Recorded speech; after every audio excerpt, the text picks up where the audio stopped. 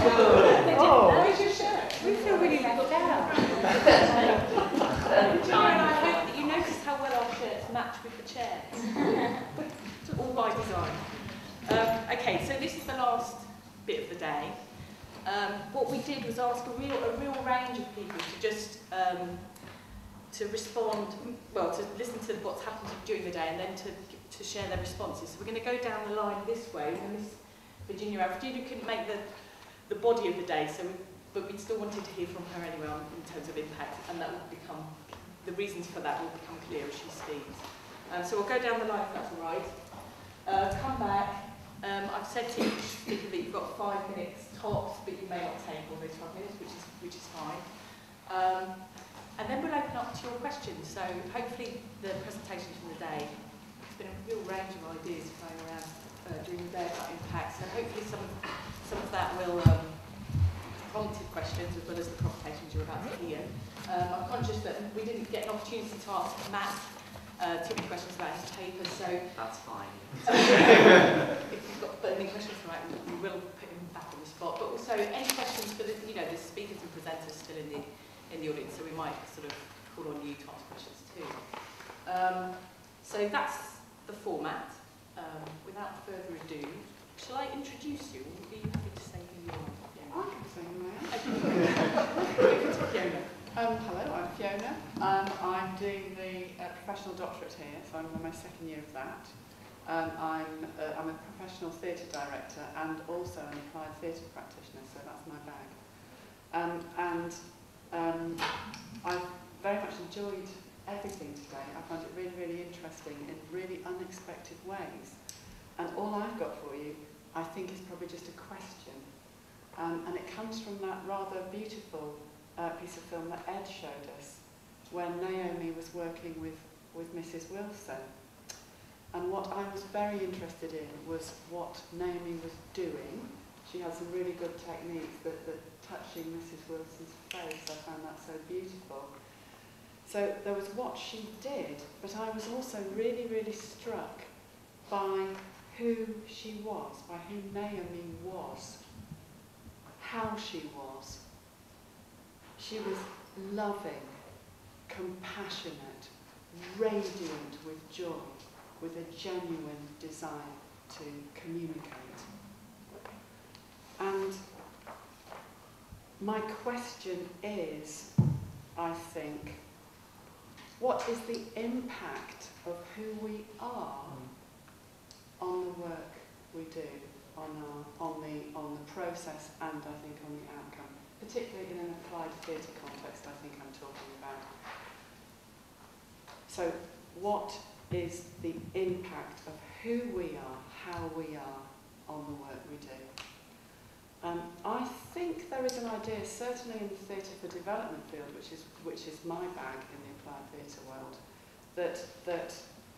that who we are and what we do can somehow be separate things, that they are separatable. Certainly in my world, in the theatre for development world, there's a great faith put in tools. So we have the whole participatory approaches, tools, manual, exercises, things to do. Great faith is put in our tools. We also have the method, the Boal method. Great faith is put in that tool. My particular bag is gender training. There's infinite manuals and tools to do with that as well. And the focus in a lot of the literature is on the how to. So how to do this. The focus is on what you do and how to do it, rather than on how to be. And my little provocation is that I think actually to be genuinely curious, playful, compassionate, with a real desire to communicate is actually as important, if not more important, than what you do. So that's me done.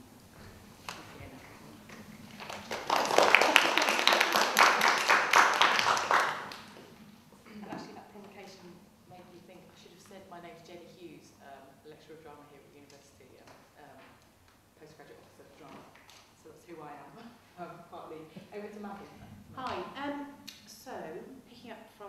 Fiona, I think what I found really interesting about today is a very, very similar thing to do with, Matt was talking about the kind of economic frameworks, the different agendas we have when we're doing research. We do research because we're passionate about it.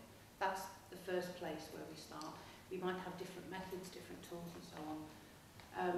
But what the impact agenda means we have to do is to think about how we're doing what we're doing. And I think in applied theatre that's much more developed so than in other areas, although in theatre history, Anne and I have written a piece about working in archives or working with the idea of an archive.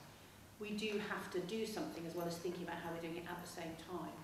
And it connects in with what Ed was saying about the moment, in the momentness.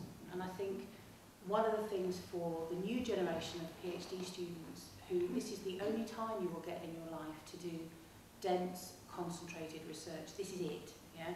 And it feels terrible to be taking part of that and saying, okay, you've got to spend part of that time thinking about how you're doing what you're doing. However, it's kind of better to do it now than later, I suppose. But that idea of in the momentness and that idea of who we are, what we bring to what we're looking at, is really, really, really important because it's about process. It's partly about method, but it's about process. And I wanted to link to something that Matt said earlier, where he was saying, you know, he starts on his PhD and then this kind of impact agenda comes sort of in your periphery vision, and all of a sudden it's like, oh, I want to do this, why do I have to think about this at the same time? And actually, that's not a bad thing, because what it brings it back to is the person you are when you're doing the research. It's you as a researcher that's as important, if not more important, than the research you produce, I think.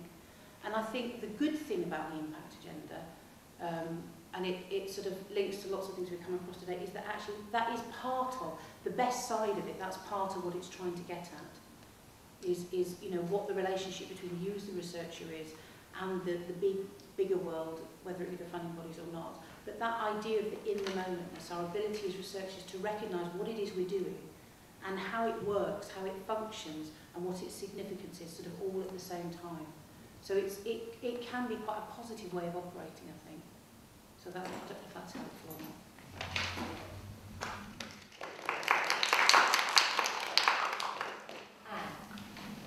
I suppose what struck me, and it took me back to when I first started doing my PhD and the years after when I was a research assistant, that in many ways, I mean, you know, if you've read my biography in the book, you think, my God, she's had a troubled life. You know, marriage, divorce, etc., etc. But they were very happy years, and I think they were happy years because there is no other time when you, except when you were a PhD student, that you can indulge yourself quite so much, and you can allow yourself, and it's almost expected, that you are passionate about what you do, and get really sort of almost, I think you have to be a bit weird and sort of obsessive to do what you do. And that, I'm not suggesting that you know, what I've seen today, you know, people are weird and obsessive. But I suppose what I want to say is it's sort of okay. This is the opportunity to be passionate and engaged and a bit obsessive. And I think out of that comes the impact sort of comes with it. It journeys along with you, and you can talk passionately and with joy about what you're doing. So I'd say cling to the passion and the weirdness if it is there.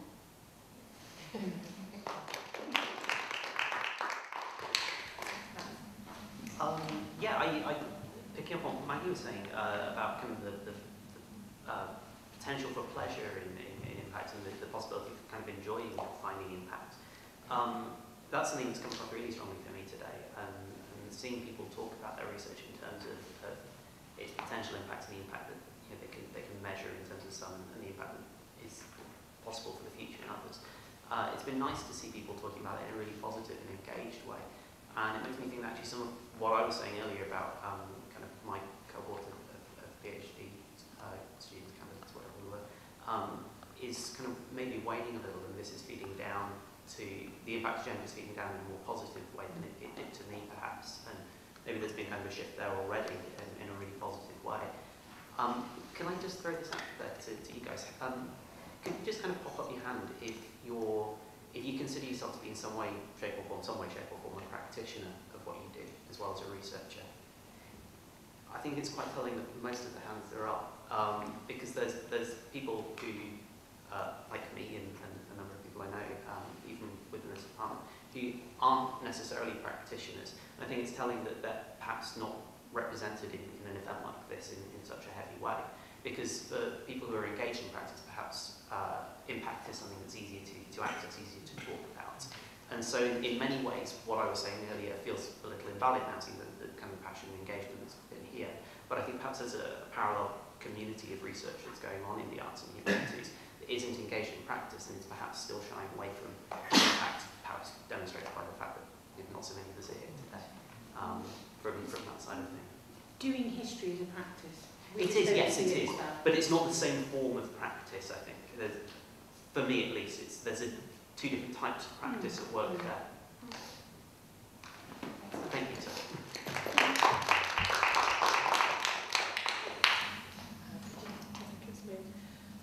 Well, my name's Virginia, and I was, until fairly recently, an arts bureau practitioner. I was Director of Culture for the City Council for a couple of years, and before that I ran the big art gallery in the city centre, and before that I ran Corner House. So I'm a bit of an interloper, because now I'm actually a PhD research person, just like most of you.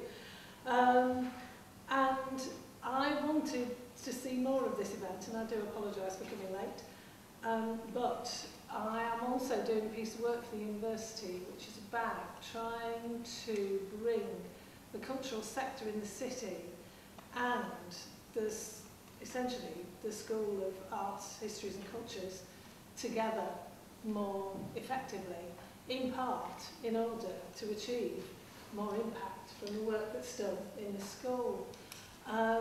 This model has been essentially developed initially much more to focus on areas like sustainability and economic restructuring, where you can see that there would be a real desire to access the knowledge and intelligence of academics in those disciplines in order to help the city succeed. But there was also seen to be a real opportunity to do something around the cultural sector as well, given the cultural sector in Manchester is so big and successful and vibrant, and also because there's such an incredible cohort of students and academics here. So, having only begun as a PhD student myself last September, one of the things that really struck me was the gap between academia and practice. And one of the reasons why I wanted to do a professional doctorate was because I wanted to process what I've been doing for the last 30 years. And so now, in a way, I have got the opportunity to try and see what I can do to look at this whole idea of bringing the city and the city's cultural sector and the university together. So I suppose I am quite interested in this concept of the practical intellectual. And I know that has all kinds of issues around it, because it also then perhaps undermines the ability to be critical. But from the other side, having worked in the sector for so long, I'm very conscious of the fact there isn't an enormous amount of engagement, and there could be so much more. Plus, I'm very aware, because I did some work up in Newcastle at the university there a few weeks ago, that there is a growing desire from universities to be seen as part of the civic life, and what can they give back to the cities that they're based in, and how can they make the fact that they are in that city meaningful to the city that they're in. And so some of the things that I'm aware of that are being done are an increasing number of collaborative PhDs, and certainly when I was at the Art Galleries, we benefited from people coming to research particular parts of our collections, which our staff would never have had the time to research. And so that, to me, seems like a very useful way of developing relationships.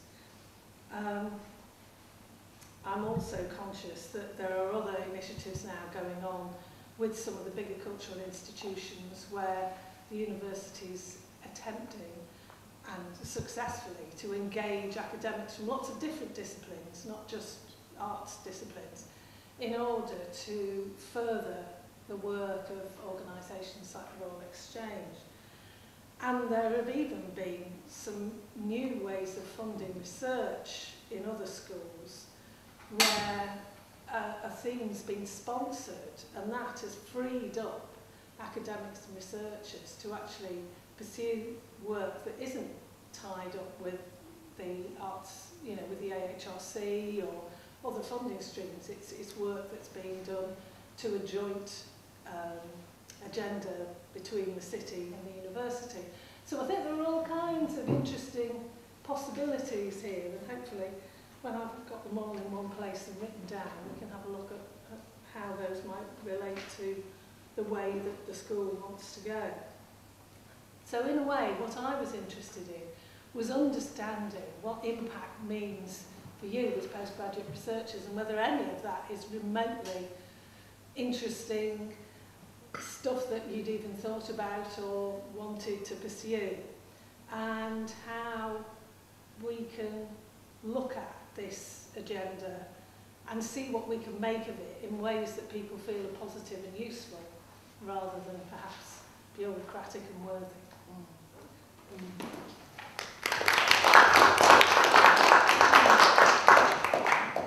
So I'm hoping you've got questions for, or comments or your own responses to make to some of the publications here or any of the papers during the day. Sally?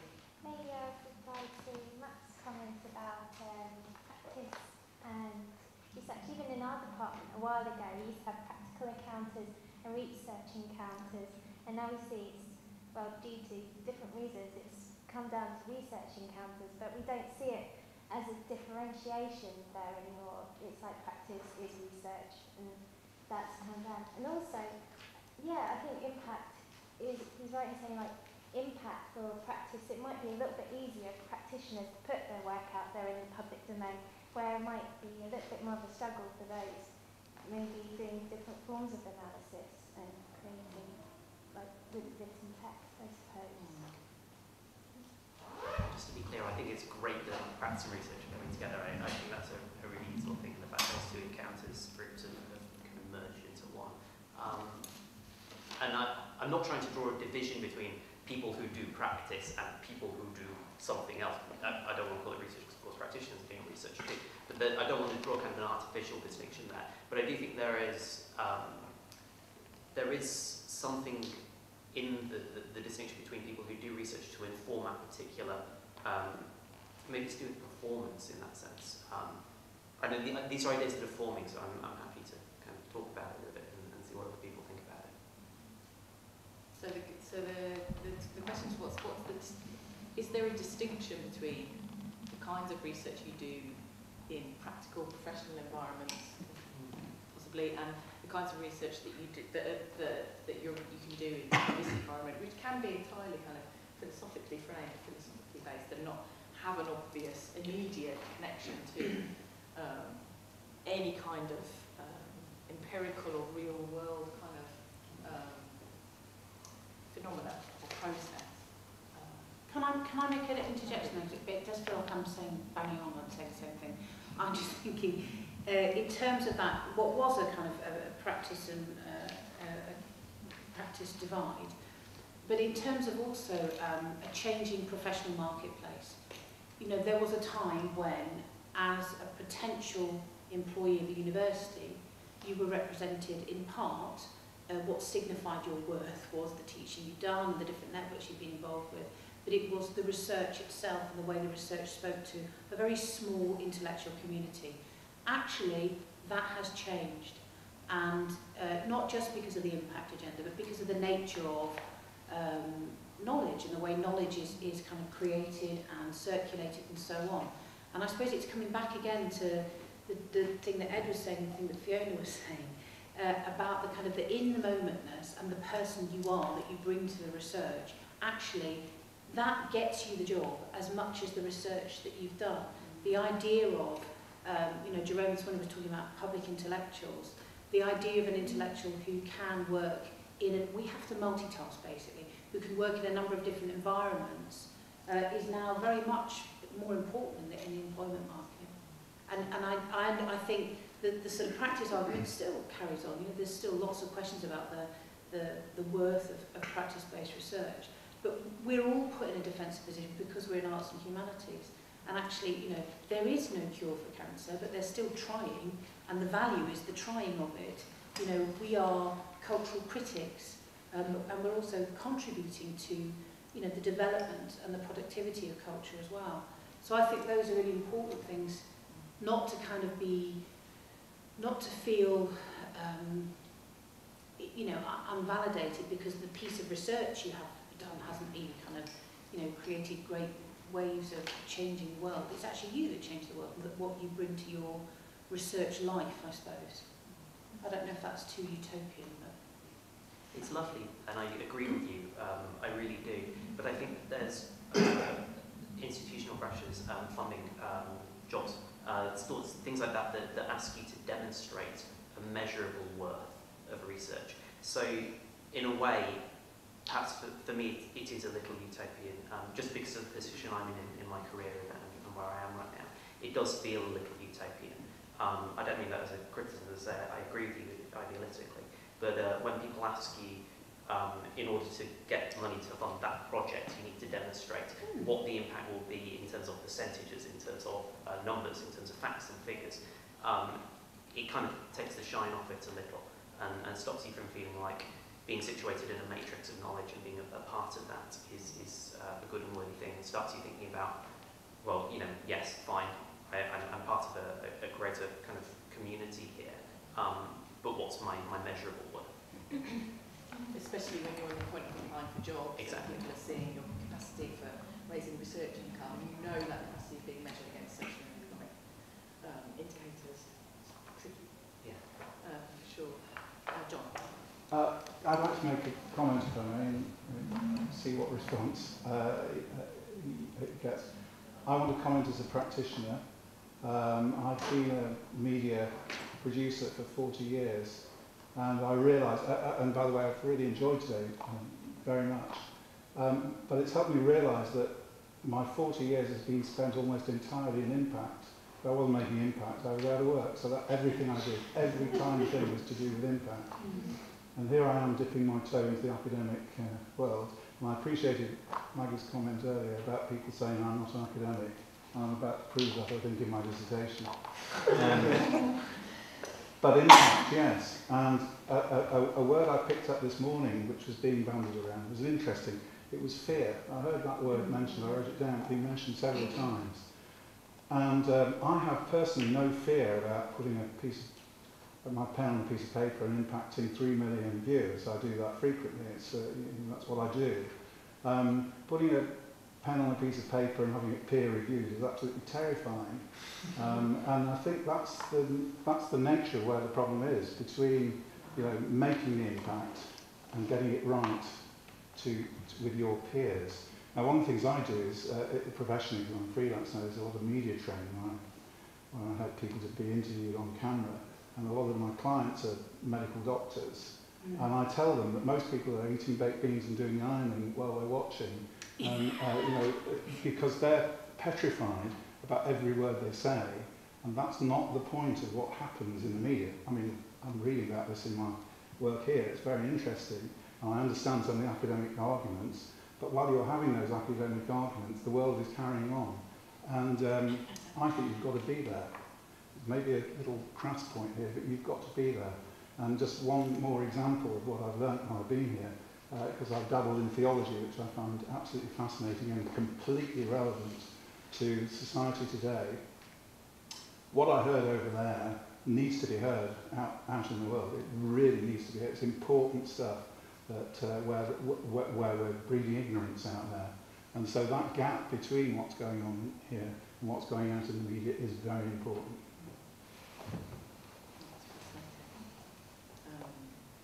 I think I want, on that line of thinking, because I know there's a number of people here and over there in the audience who have been working professionals for a number of years, who are doing MAs or PhDs. And it's really interesting that whether you, and we now are beginning to talk really confidently and in an enthusiastic way about research, or academic research being a practice, and trying to look out and have more meaningful exchanges with outside of university context. But I wondered, I mean, does it feel like when you're coming into a university context, when you're asked to think about your master's dissertation or your publishable article or your research thesis, that it's about you're learning a different kind of practice, or does it? What are the points of easiness about that relationship, and what are the points of struggle? So you talked about the fear of putting down a word on paper if it's got the master's dissertation on the top. Is it about not feeling clever enough, or is it about a different kind of language, or is it, what is that about? I feel very much, I was talking to Matt at lunch, I feel like a practitioner who is coming into academics later on in life. Sometimes I feel like a big fake. Sometimes I go to conferences and symposiums and I sit there and I'm listening so hard and I don't understand a word they're saying.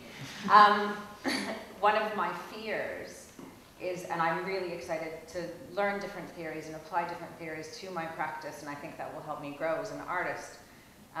One of my fears is that with too much of that I will feel constricted, and though I want it to influence and help me grow as a person, I'm also afraid that I'm going to get weighed down by it and it's actually going to suffocate the intuition that I use when I'm practicing. Well, my experience has been that I felt as though there was a completely other world that also was in the same universe as me, but I was completely oblivious that it existed. And I am still quite amazed that some of the academics who write on cultural policy and all of that never turn up at Arts Council conferences, they never speak in the places where practitioners are. And it is as though there are just these parallel universes. The other thing that I find really fascinating, and I think is an interesting issue, is that I come from somewhere where I have always been required to find answers, because if I didn't find answers, the place I was running would go bust, or the politicians I was trying to work with wouldn't be very pleased. What I find, of course, is, quite rightly, that academics tend to ask questions rather than give answers. And that's quite interesting switch to make when you start to organise your thoughts. But instead of always trying to find solutions, you've actually got to keep asking questions. And so I think one of the interesting things, and we talked about this a lot in this piece of work I'm doing, because I'm working with the guys who are working on environmental sustainability and economic restructuring. Of course, those are things that everybody wants the answers to, and whether we're being realistic. Any party is being realistic, expecting that somehow this relationship will provide answers. It might actually end up with people asking even more questions. I'm fascinated about the sort of practitioner element, because I think a lot of us seek academic validation on our work, teachers, directors, actors, through certification.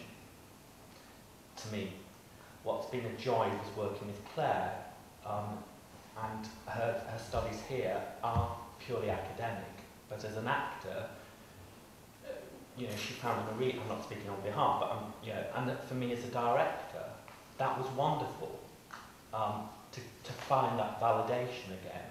But I think we are constantly seeking some other certification, and I think often we return, particularly late on as practitioners, to universities, or I certainly have, to get that certification that says you're a doctor now. And I think that's an interesting thing, and it's something that universities have to address as well, with enhancing our work as who we are and what we've been. Fiona, sorry. Well, that's interesting. I've come for not that reason, because I'm a practitioner who's also come to do, why have I come into this universe, which is, to me, an unknown universe as well. It's a completely unknown universe. And the reason I came in was because as a theatre director, everything I've ever done has been because I've thought it to be so. It has been entirely my own thing, and my own instinct, my own this, that and the other, and it's been entirely that. And I have come for rigour and to find out what everybody else thinks about this, and to be interrogated and to go, well, that's just not good enough, is it? Well, maybe it is. And I'm really interested in what you were saying, Sarah. I know what you mean, but actually I'm really glad I'm doing this at the age I'm doing it now and not 10 or 15 years ago, because I feel quite, ready to be interrogated and bring it on, but I'm also feeling quite robust in what I think anyway. Do you know what I mean? So I feel kind of up to it, which is good. So I like being old. And I must say that, I don't know, I'm not wanting to put you on the spot, but that's been a joy to work with from an academic point of view, in that you're very probing and questioning of some of the assumptions that you can see that underpin, my area of research, which is great, which has made me think a lot, so that I feel like there's a genuine exchange there. And I think that that's what's exciting about, about continuing those kinds of relationships, because it certainly does have an impact on how we think about research, how we communicate our research, and also how we teach. Because the other thing I wanted, you might disagree with this, Maggie, but the other thing I want to say is Fiona's been working with our direct and third year students. I've been speaking to some of those students, and they say, and so they've done 2.5+ years with us working on theatre in different kinds of ways, and what they say is that they found a sort of way of a relationship to the text that hadn't been offered so much as part of their more critically framed or study-based courses here, which was much more about what they felt in response to theatre and performance as a text, not just a play text, but all kinds of texts, which I thought, oh shit, why haven't they got that from other parts of study with us? So that's changing my teaching practice as well, in fact, which is fantastic. Everybody now does beep to beeps, don't they? How do you beep? Beeps, Bruce. Yeah. What I'd like to do is to continue to frame these kinds of relationships as exchanges. The impact is multi-directional, as Ed's paper beautifully showed. We can learn a lot about impact from watching how an old woman with dementia responds to the world. So, and those kinds of relationships, I think, we need to find the right conditions to nurture those relationships, and in that way we nurture our research in whatever frame it takes. I shouldn't be talking on a chair. I mean, connected to that and to what Virginia was saying as well, I think, so this is me trying to think, no, I'm not utopian, I'm actually a big cynic, so I'm going to leave myself around in a circle. It's something to do with, the world you've come from to this world, and they are different, and they're both publicly funded, but in very, very different ways. And I think the thing for me with the impact agenda, whatever its problems, it's like somebody knocking on the door and saying, oi, can you just open the windows and air it a bit? We, as academics, we have a very, very privileged position. We're not necessarily valued in the way we want to be valued, just as practitioners maybe don't feel valued in this environment. But it's something to do with exchange and a recognition of difference, and not a judgment of difference. I go to meetings at the Royal Exchange and I think, how have they got all this time to have coffee? Should we just get on with it? Why is that taking 3 hours? That should take an hour. And they probably think, oh, why is she such a blocker and so negative, and let's just talk about the project. But it's good that I have to go, and it's good that they have to come here. And one of the things that we've moved much towards in the degree in the professional doctorate program here is doing, which I don't have to sell to you because some of you are not already, is to say, okay, doing research doesn't have to be environment specific. You know, it doesn't have to be institution specific. And this is what I'm trying to say to Matt. Don't try and sell your research. Try and sell yourself as the researcher, because that's the value you bring to a job, to an institution. Get the research published. There's all sorts of different ways of getting research published. And I know it's frustrating. It feels like, you know, your life's work and you know, why doesn't anybody want to read? You know, my research, nobody was interested. I published my research, but I was saying to Fiona the other day, I got a cheque for £4.76 for a book that I published in 1996, bits of which are now used on lots of commercial theatre websites because it had data in it.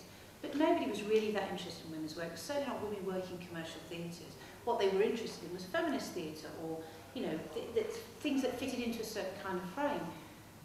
The difference now, of course, is the financing of things. But I would also say, you know, that I did my PhD part-time. Fiona looked really shocked this morning because I said, I think I had £200 worth of funding. And you find ways to do it because you're driven by the passion as a researcher, as a thinker, as somebody that wants to step across those different worlds and make them connect. And I know it's utopian. I know that if you're living on 50 quid, that is really utopian. But just hold on to it, because that passion will drive your work wherever you are. And that ability to question, and how lucky if we can be in an environment where we can question more than we can answer, I think. Yay to research. Gemma. I was going to sort of come in on the thing about being passionate. I think that's massively important, and hearing people talking about coming in to studying for maybe validation, or coming and studying because they want someone to sort of challenge them. I think we have to be quite careful that we take sort of a level of responsibility for when we go into something, what it is that we want out of it. I think we have to be, especially in practice, very reflective on what is behind the drive of that passion. And I was saying earlier at lunchtime, I sort of feel like a lot of the time, this sounds really melodramatic, but I am. A lot of the time in my life, I found myself having to validate me. Like, I'm important because, and maybe in teaching, you should listen to me because I'm a teacher. So when people are talking about having to validate their research, I sort of feel like I've been driven by this constant thing to sort of say, I'm important because. So to justify my work has just been sort of second nature to me, because it's come from a personal sort of thing, which I think is quite interesting. So to sort of look back on that and go, actually, maybe I don't need to. Maybe I just need to say because it is good enough. My 2 points are sort of like taking responsibility for reflecting on whatever's driving your passion or your whatever it is you want from a situation, and then also sort of being all right with whatever that is, and sort of taking responsibility to sort of find that. That makes sense. Lots of different ideas there, I think. I'd just like to add to Fiona's point about the identity of the researcher. It has come up, and Sarah talked about the fear of your work being stagnant. I think in my observation of applied theatre projects, sometimes you see practitioners going to a different space and just repeating the work or workshop they have done before, and you realize that they're not really connecting in the moment. So my theory, that's why I think I'm coming up with that little theory, in the moment-to-moment facilitation as well, is that we outdo our own work. You know, whether it's a practitioner or as a theorist, whatever we've talked about, we need to outdo and outperform in terms of the standards we set for ourselves. So I think for that, we create our own impact in our own lives, and we become more energized by the new thing. So in a way, I think I'm sort of moving, my research, my PhD research has nothing to do with dementia, it's on Afghan theatre. But I think for me, I need to move out of that space. And before Afghan theatre, I was doing prison theatre.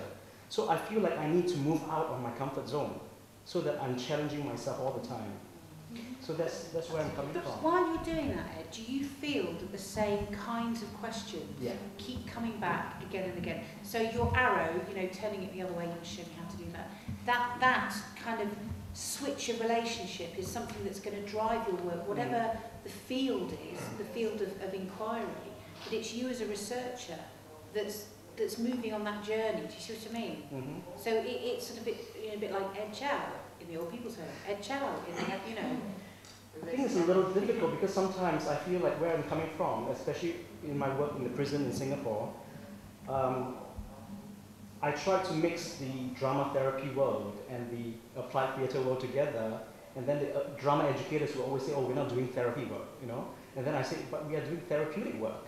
And those conversations are not really happening. So I realized that as a teacher in the classroom or as a drama, whatever practitioner in the space, it boils down to who I am with my, with my target population. So I cannot depend on anyone else but me and the relationship I'm fostering in that moment. Yes. So that's what, I don't know, that's where I'm coming from. And just to kind of continue that thought, or maybe change it, I'm not sure, the consistent thing then is that you were saying, is it Ed Chow here, is it Ed Chow, or are we talking about ethics here? Is there a consistency and a compassionate live approach to what's going on right now? Driven, but the consistency would be compassion or something, or do you know what I mean? That's the thread through it. That's the which is ethics or identity. I don't know what that would be called.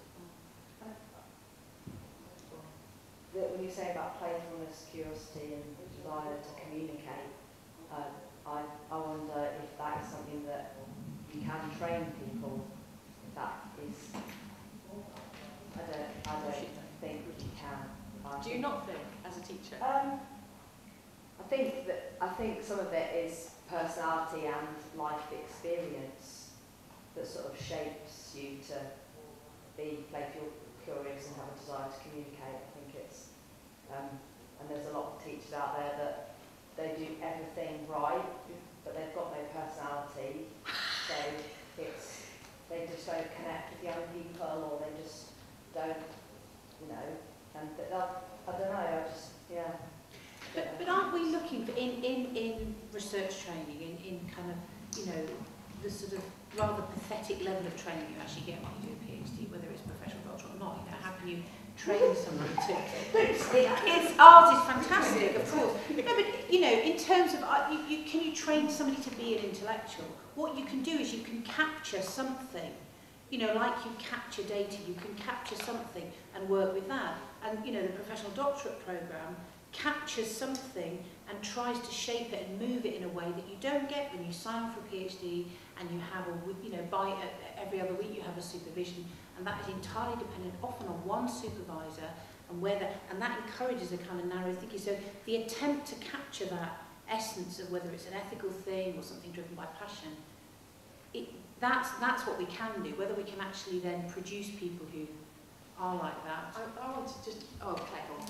It's a different song, so you don't Back to we're coming back to you. But I shouldn't be... But I do want to say this, because this is my worry about... Because I've been trying to develop a professional doctorate program, so it's a different way of thinking about PhDs, which is very much about exchange and different kinds of knowledge practice.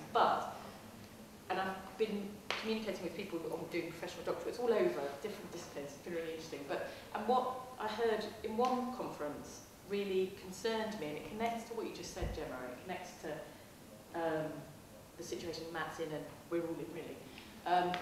Is that there's a drive now to become research practitioners or research professionals and professional researchers, and it's about who we are rather than what we do.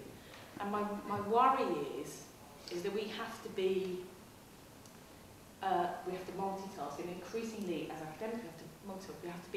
We have to be everything to everyone, and that can change at any time. So we become, and it's a kind of perform or else culture. I've nicked that from a type of book that John Fagle knows. It's a perform or else culture which is problematic. Because why can't you be a nerdy, boring person in a school and kind of be, and for some people that's going to work. Do you know what I mean? Or you can be living in an archive for 10 years and then have something incredibly useful and important to offer. Why can't you be like the foot instead of Tony Blair?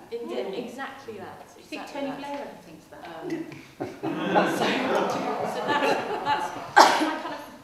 that's my concern about. There's a kind of certain discourses that underpin these discussions that I think we need to be very careful of, because we're not, you know, we're all flawed and slightly failed.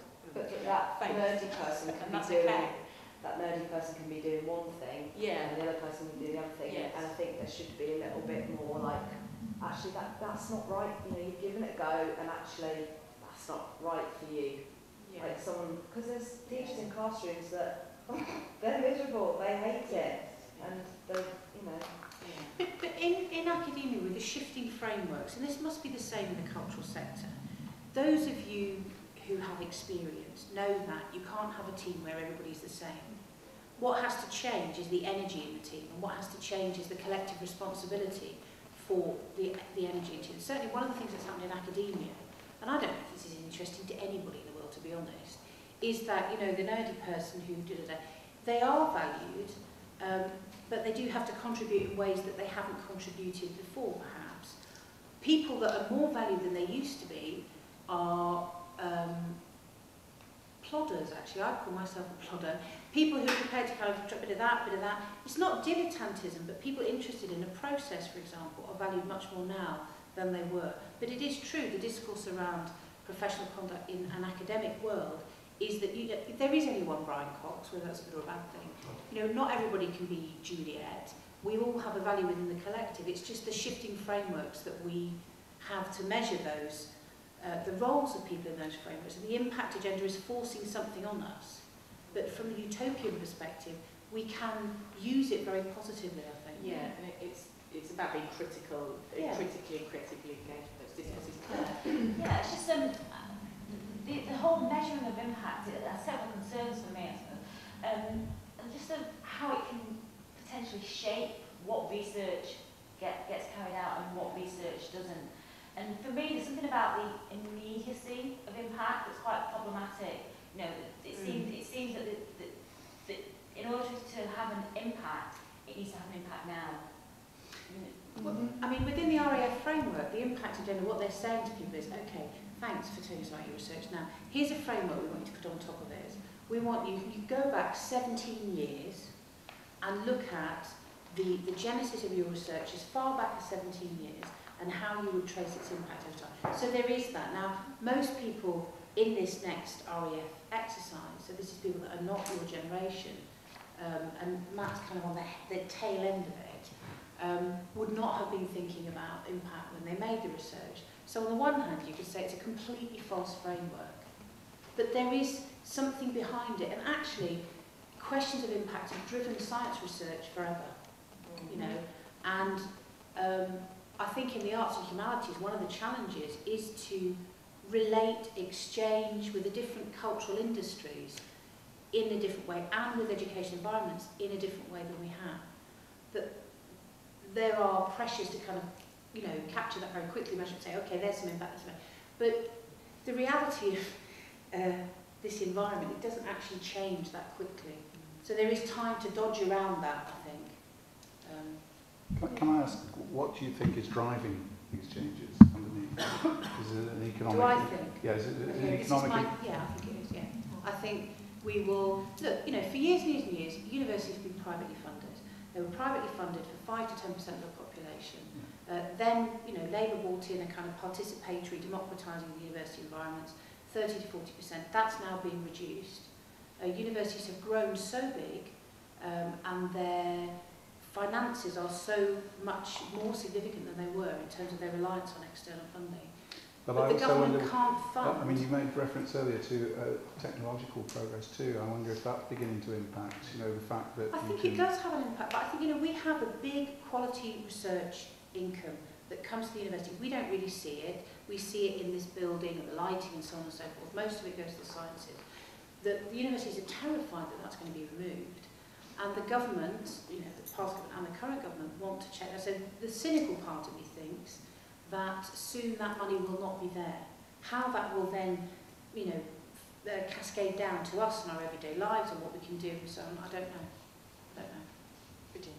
Well, I suppose the thing that I'm aware of is that, you know, the last 10, 15 years with the advent of the lottery has seen massive amounts of money poured into the cultural sector. I mean, unprecedented. And at first, I can remember when I was working with the Arts Council on their lottery investment plan, I mean, there were the most appalling mistakes made because there was no research. I mean, there literally was no research. People were guessing about how audiences might respond, and places like the Centre for Contemporary Music in Sheffield are a testament to how one person was able to drive that through. When it got built and opened, hardly anybody came, because actually they were never going to come, but nobody knew that because nobody had ever really done any research into audience motivations. And so, you know, you've still got these huge investment programs going on, and the level of research and understanding about why people do what they do is still at quite a basic stage in many instances. And so for me, I think, well, there are these research institutions. I mean, this is very simple, kind of clunky stuff, but you know, there are these research institutions, there is this investment program. Surely we could do a bit more to sort of cross this over in not a painful way that would mean that public money was kind of being spent in a slightly more organised fashion in ways that would be useful to everyone. That's not to say that every single postgrad researcher should be working on that kind of sort of prosaic kind of stuff. But it just does feel like there's things falling down the gaps, which are rather powerful, really. Plus, I think there's some fascinating research being done in universities by postgrad researchers that actually those organisations that will benefit from it, many of them don't even know it's happened. They're not even aware of those programmes, and that I think is unfortunate. And it would be great if we could do something about it. Do you think if they were aware that there would be a funding structure to fund that kind of research? So the CDAs are funded by the HRC, so the collaborative doctoral awards are funded so that, you know, a university and an institution can work together. Wouldn't it be great if the lottery funded research that went from the arts institution as the kind of baseline, working in collaboration with universities, so that there's a kind of recognition that that research can change, you know, the kind of cultural frame? Well, I mean, I definitely think it's something that needs to be considered at the moment. You know, those bodies do their own research, and they do commission universities on occasion, but they haven't got a particularly interactive relationship with the research world, if you like, with the academic world, that I can see so far. We've got time for one more question, Sally. I'd just like to know what Anne's planning to do now. What, immediately, you mean? Research-wise? Yeah. Oh, well, my problem has always been to know where to draw the line. So there's always too much to do. So there is a sort of third novel which is about 30,000 words in. There's an Arts Council project in Nottingham that I'm working on, The Space, which is a multimedia thing, which is to do with the Goose Fair and my interest in goose in fairgrounds and so on. There's a play that Nottingham Playhouse are still interested in. So yeah, I mean, I never think of myself as a practitioner ever. I think, oh, I don't know anything about that. But of course we are sort of, but just in a different way.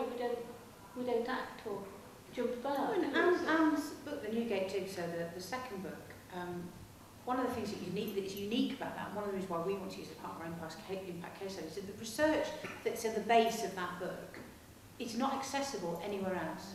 It's not written in an academic paper, an academic book. It's not available in one place in the British Library. So, you know, Peter Ackroyd can't go and get the 3 books off the shelves because it's completely and utterly unique research, but its avenue of articulation is in a novel, in a novelistic form. So, you know, that's very new, that kind of practice in the academy. And it means that, you know, not just the 500 people who read the hardback will, you know, get access to it, but thousands of people. It's been translated into how many languages? 3 different languages. So, you know, now 20 years ago, that would have been frowned upon. It doesn't mean to say it didn't happen 20 years ago, but, you know, that's the good thing about the impact agenda, that it allows for that kind of creativity in what we're doing. But the problem is, from what I understand from talking to you and from James, is that we don't have a language yet to talk about it. So it doesn't fit into the academic monograph frame. You have to lie, unfortunately. You were creating a new language. So, you know, on the RAF panel, the guy from the BBC is a fantastic bloke that works at the BBC, and he's saying, look, we have all these different measures at the BBC for impact and so on and so forth, but they don't actually map onto what this academic body needs or wants. But, you know, it's not about the 3,000 people that go to the concert. It's about the kid that goes to the concert and 5 years later goes to a composition class and 3 years later wins a competition and 2 years later writes the most fantastic piece of music. You know, that's that pull about the kind of immediacy of impact and the long-term power of the academic world, of questioning, of asking, to feed into our kind of cultural life, really. So, get that book. Makes you cry. In the context of kind of measurables, though, like, I agree with you, that is really a strong impact, and we should be talking about those types of impact. And yet the impact agenda seems to be focusing on measurable, so what can you say, like, one boy went and did one thing? Like, it's not, honestly, it isn't as clearly, it isn't as, all the panels involved in the peer reviewing for the RAF exercise have had problems with the idea of measurement. You know, some of the criteria we were given were about making money. And we were like, 10 minutes, that's not what we're about, we're not about making, you know, and we don't know how that's going to play out. And we don't know what the significance of that is going to be. The positive side of it for me is that universities where lots of this kind of work has been going on much more for much longer will get validated much more in this process than, say, universities where it hasn't been going on. And I don't think that's a bad thing. Why should all the research money go to the Russell Group, for example? But we don't know yet. We don't know. Really final word to Virginia. I was just listening to that exchange, reminded me that one of the things that I think is so fascinating about trying to measure impact in the arts, in, you know, the practitioner sense and the sort of organisations, is that often the question has not been formulated. Yes. And in fact, that's what makes the kind of longitudinal research we were just talking about, which we've talked about in the arts for so long, so hard to do, because it's quite unusual for an arts organisation to embark on a programme of activity with a research question at the beginning, because it just does what it's always done. And I think that is where that questioning is so important in the cultural sector, because it's not something they do out of... And the timescale is different. We can learn from each other's timescales, I think. Can I just thank the 5 people here for a fascinating discussion. Thank you for your question.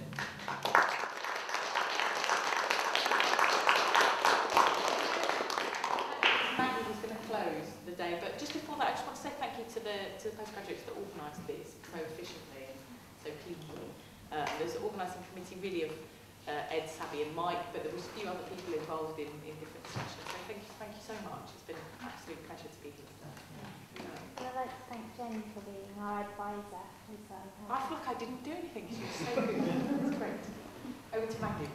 Okay, I've got a long list from Ed. I said, Ed, give me a briefing, and he did. It's great.